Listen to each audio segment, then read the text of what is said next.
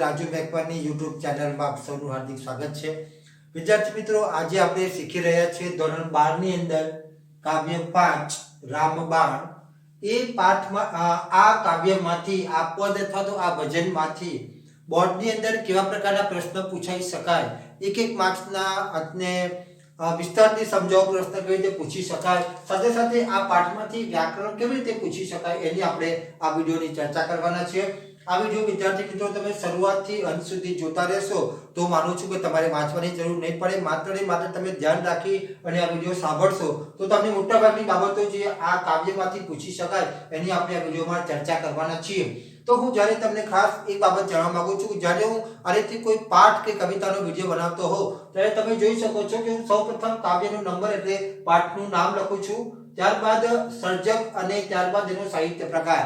કવિતા હોય તો કાવ્યનું નામ, એના કવિનું નામ અને આપણે એનો સાહિત્ય પ્રકાર લખીએ છીએ। આ ત્રણ બાબત જરૂરી એટલા માટે છે કે મોટાભાગના જે પ્રશ્નો જે છે આમાંથી જ પૂછી શકાય છે। મોટાભાગના એટલે કે જેને આપણે એમ કહી શકાય કે એક માર્ક્સના પ્રશ્ન જવાબ હોય એ આમાંથી પૂછી શકાય છે। સાથે સાથે આની અંદર જે સર્જક પરિચય આપેલો હોય છે, જે સર્જક પરિચયમાં એમાં એમનું નામ, આખું નામ શું છે, ક્યાંના વતની હતા, એમને કયા કયા પુરસ્કારો પ્રાપ્ત થયા હોય અથવા તો એમને કઈ પુસ્તક લખ્યું હોય એ બાબતની સર્જક પરિચયમાં માહિતી આપી હોય છે। તો એની અંદરથી પણ જે પ્રશ્નો પૂછી શકાય એવા છે એની આપણે મોટાભાગે આમાંથી જ પૂછી શકાય છે, એની પણ આપણે અત્યારે ચર્ચા કરી લઈએ। તો આમાંથી આ પ્રશ્ન પૂછી શકાય કે ભાઈ રામબાણ કૃતિના સર્જકનું નામ લખો, તો તમારે લખવાનું છે ધના ભગત।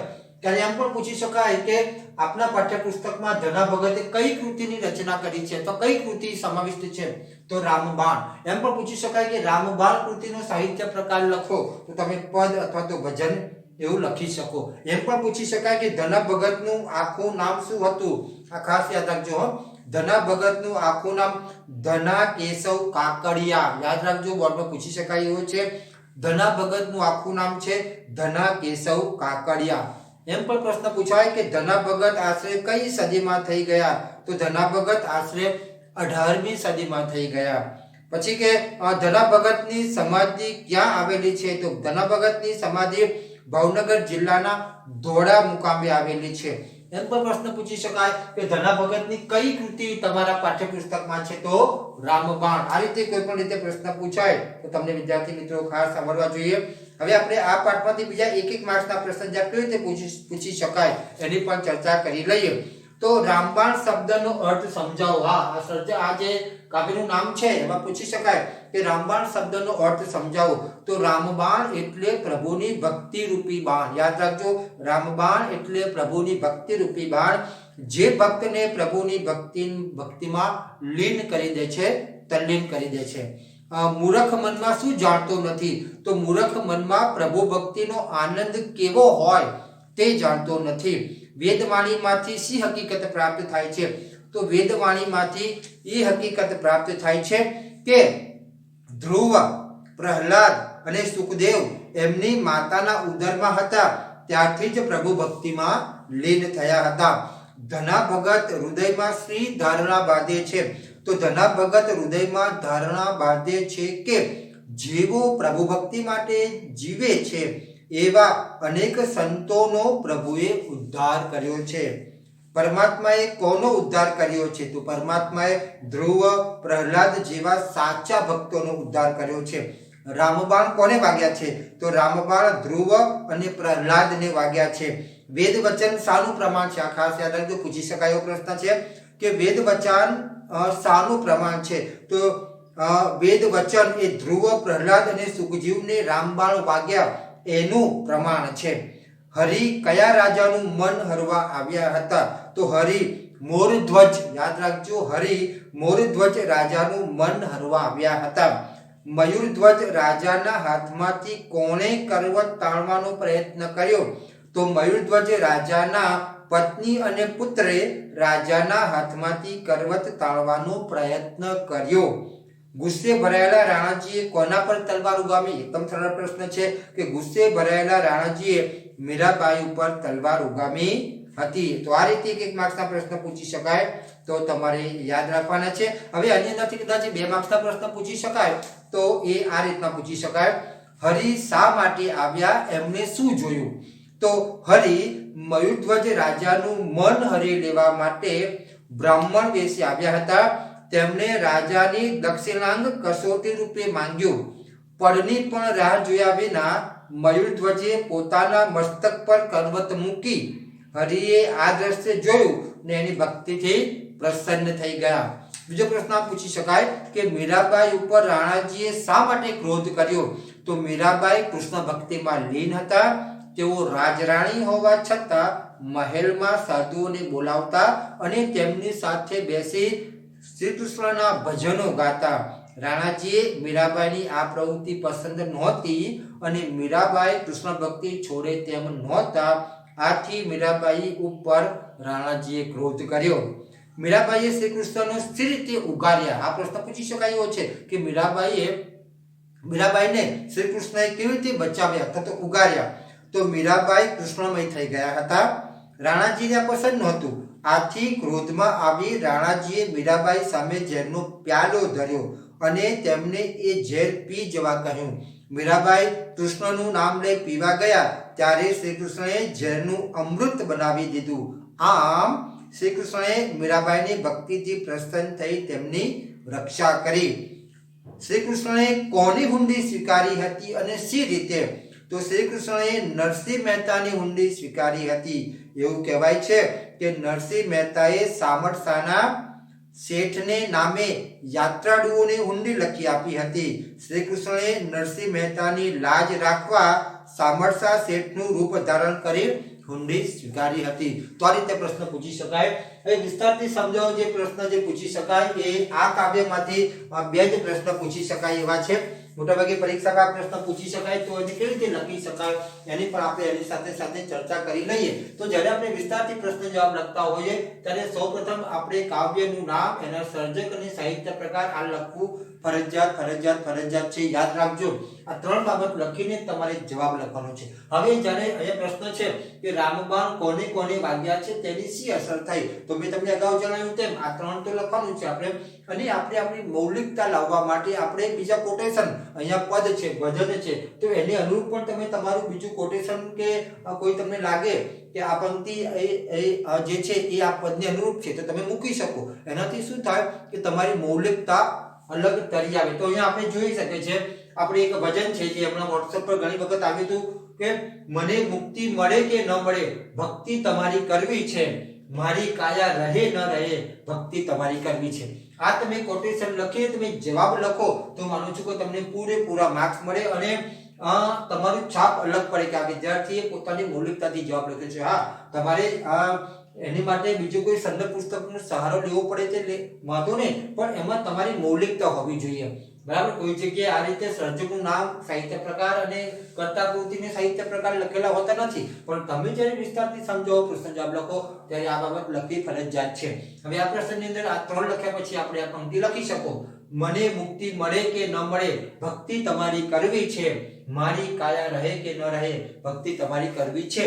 હવે આ પ્રશ્નની અંદર ધ્રુવ, પ્રહલાદ, સુખદેવ, મીરાબાઈ, નરસિંહ મહેતા, મૌર્ધ્વજ, રામબાણ એ લોકો માટે વરદાન રૂપ છે એની આપણે ચર્ચા કરીએ. તો આ પ્રશ્ન પૂછાય તો આપણે આ બે બાબત લખ્યા પછી આ રીતે લખી શકાય કે રામબાણ ભક્ત ધ્રુવ, પ્રહલાદ, સુખદેવ, મયુરધ્વજ, નરસિંહ, મીરાબાઈ, મહેતા અનેક સંતોને વાગ્યા છે.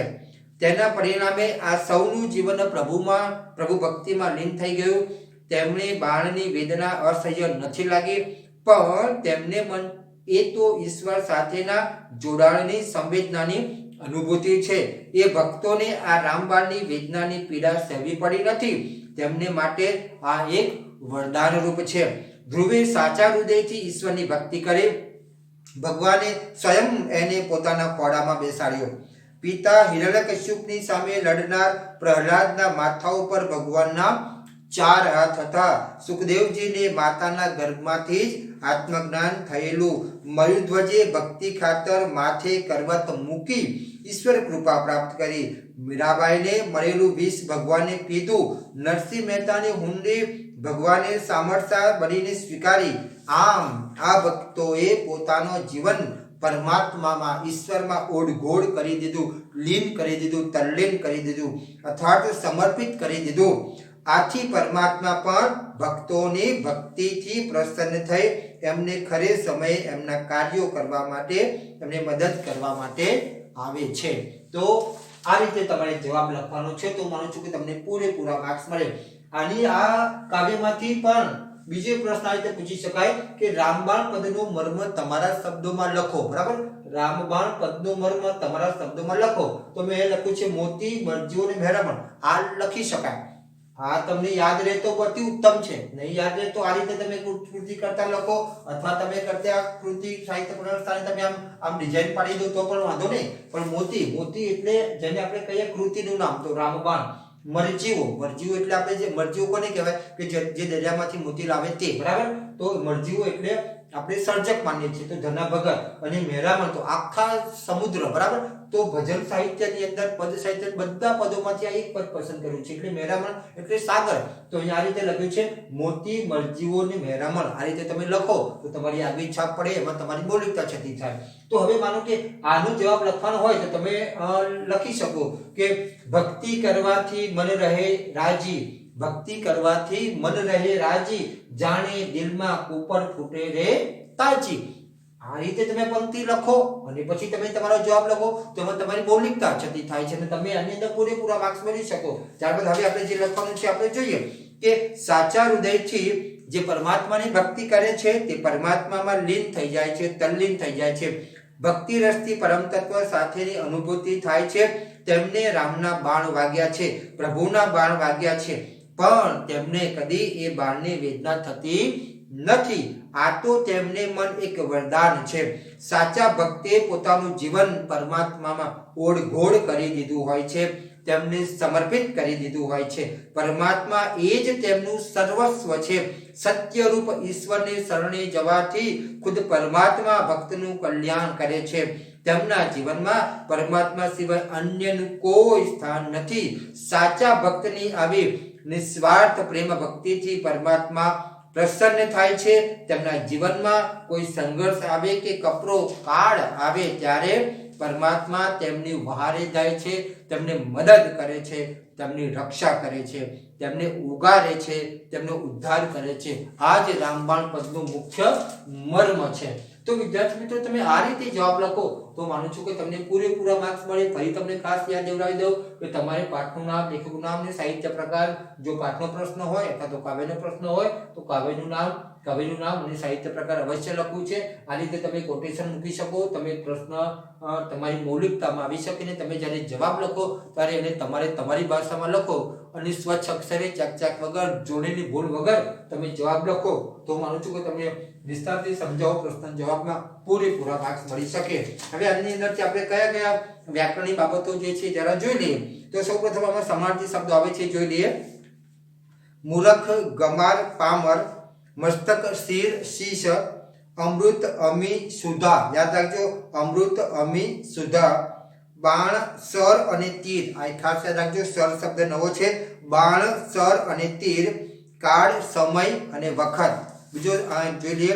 વિષ, ઝેર, હળાહળ અને વખ પણ થાય. વખ તમે જોઈ શકતા હશો, પેપરમાં આવે છે વખ ઘોડ્યું. વખ એટલે ઝેર પણ થાય. તો વિષ, ઝેર, હળાહળ, ક્રોધ, કોપ, ગુસ્સો, રોષ. પછી છે સંત, સાધુ અને સંન્યાસી. ઉર, હૃદય, હૈયું. બરાબર. અને છેલ્લે છે સૂરજ, ભાસ્કર, સૂર્ય. સૂર્ય વિશેના ઘણા બધા શબ્દો છે. સૂરજ, ભાસ્કર, સૂર્ય, દિવાકર, આફતાબ. પછી છે પ્રભાકર. આ ઘણા બધા શબ્દો જે છે અને સવિતા. બરાબર. તો આ રીતે સમાની શબ્દ પૂછી શકાય તો યાદ રાખજો. આમાંથી શબ્દ શું માટે એક શબ્દ આપો ખાસ યાદ રાખજો કે નાણાંની આપલે માટેની ચિઠ્ઠી એને કહેવાય હુંડી. બરાબર. નાણાંની આપલે માટેની ચિઠ્ઠી એને કહી શકાય હુંડી. અને ગિરીને ધારણ કરનાર એને કહી શકાય ગિરિધર. તળપદા શબ્દ જોઈ લે. ઓલિયા એટલે પેલા, હર એટલે હરી, મેળ એટલે મૂક્યો, આણે એટલે લાવે, ટાણે એટલે સમયે અને ઓધાર્યા એટલે ઉગાડ્યા. આ ખાસ યાદ રાખજો. અને એમાંથી રૂઢિપ્રયોગ પણ બે આવી શકે છે કે ઠરીઠામ બેસવું એટલે સ્થિર થઈ રહેવું. ઠરીઠામ બેઠવું એટલે સ્થિર થઈ રહેવું અને હરી લેવું એટલે મોહી લેવું. બરાબર. તો વિદ્યાર્થી મિત્રો આ રીતે આપણે આજે કાવ્ય નંબર 5 રામબાણ એના સર્જક છે ધના ભગત અને એનું સાહિત્ય પ્રકાર છે પદ અથવા ભજન, એની ચર્ચા પૂર્ણ કરીએ છીએ. આની અંદર તમે જોયું છે આપણે એક વાક્યના પ્રશ્નો, બે વાક્યના પ્રશ્નો અને વિસ્તારથી સમજાવવા પ્રશ્નની ચર્ચા કરી. સાથે સાથે વ્યાકરણની અંદર કેટલીક બાબતો જે અગત્યની હતી એની પણ આપણે ચર્ચા કરી. તો હવે અહીંયા આ કાવ્યની ચર્ચા સંપૂર્ણ પ્રશ્નોત્તર રૂપે પૂર્ણ કરીએ છીએ. અહીંયા આ વિડીયો પૂર્ણ કરું છું. ફરી વખત કોઈ નવા વિડીયો સાથે, નવા ટોપિક સાથે મળીશું. ત્યાં સુધી આપની રજા લો. આપનો આભાર. Thank you.